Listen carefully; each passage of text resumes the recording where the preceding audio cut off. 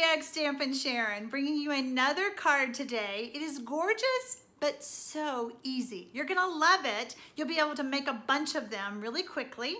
If you like this video, please give me a thumbs up. I always love seeing those thumbs up. And I would love to hear your comments below because that makes me feel even better. If you have not subscribed to my channel, please do so below. After you subscribe, hit that little bell and you will see my videos when I upload them to YouTube. Here's my card.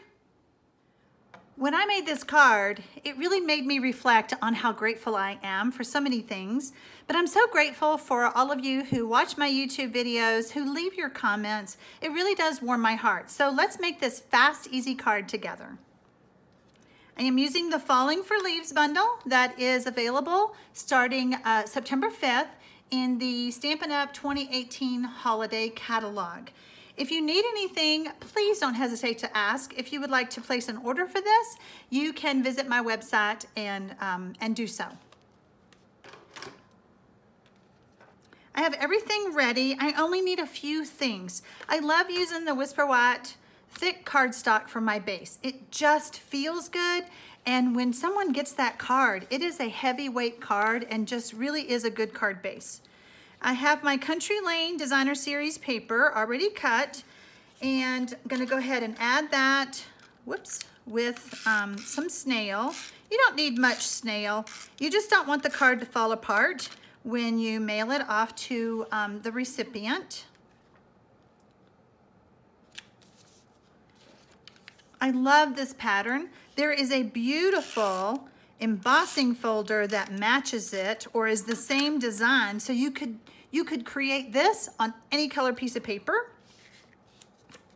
I'm just gonna add that to the bottom. And whenever I make a card and there's like a seam, I feel like it's missing something. But I really didn't have, I had some white ribbon, but I felt like I lost it in the white base. So I decided to cut a piece of copper using the framelit that's right here. And I could have done that little scallop top, but I felt like I needed to have a flat edge to add to my seam right here, just to kind of hide it a little bit. We're gonna use some snail, and I know I have shared this trick before. Whenever you add snail to a cutout like this, there is adhesive in those little holes. So I just have a paper piercer, and it's almost like a little magnet. It just grabs that adhesive, and you can't, then it doesn't affect the card, and then your card's not sticky. With this many holes, I mean, I could have used the multi-purpose liquid glue, but with this many cutouts, I know I would have made a mess. So to me, this is less messy, and it just takes a few seconds to clean up that adhesive. All done.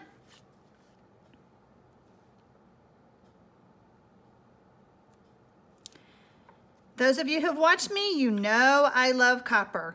If you look at my blog and look at the photos of this card, it looks gold, but I promise you it is copper.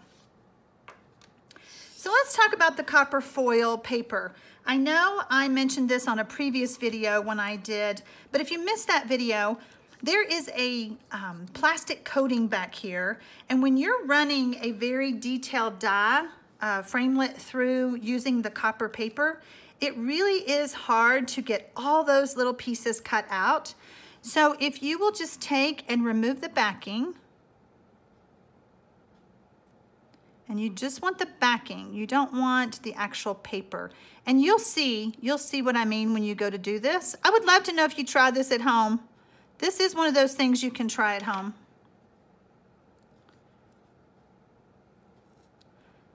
So when I do that, I'm removing that plastic, and I have a much thinner, I still have a good solid piece of cardstock, but removing that plastic, can you see the sheen on there? It's just a plastic coating.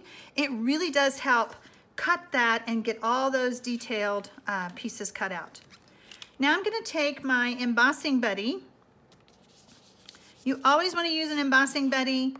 There's static in the air, and that static gets on your cardstock, and you can't get it off. When you go to use the heat tool, it will heat and melt right where you don't want it. Holding my ink there for just a few seconds. I want to make sure all that ink soaks into the cardstock.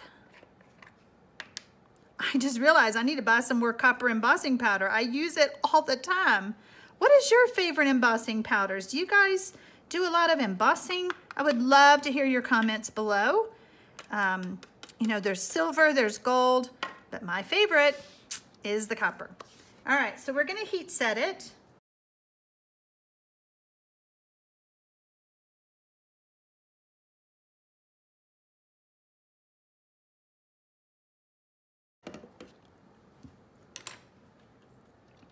Super pretty, super pretty. And this card is simple, simple, simple. I'm gonna go ahead and use some snail.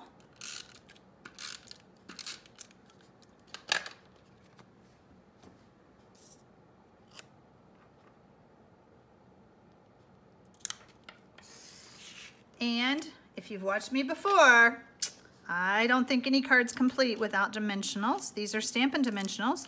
There's actually two different kinds. There's the regular, and then there's some that are called mini, tiny. And there's mini on there, but they're tiny. And they work really good for small areas. And then of course I like to dig my nails into the back, and that trick works whether you have nails or not. Just helps relieve that paper backing. I'm thinking of you with a grateful heart today as you watch this video, and I sure hope you liked it. Let me know. As I mentioned, this is the second card that I've done a video on using Falling for Leaves. The Falling for Leaves bundle will be available from the 2018 holiday catalog starting September 5th.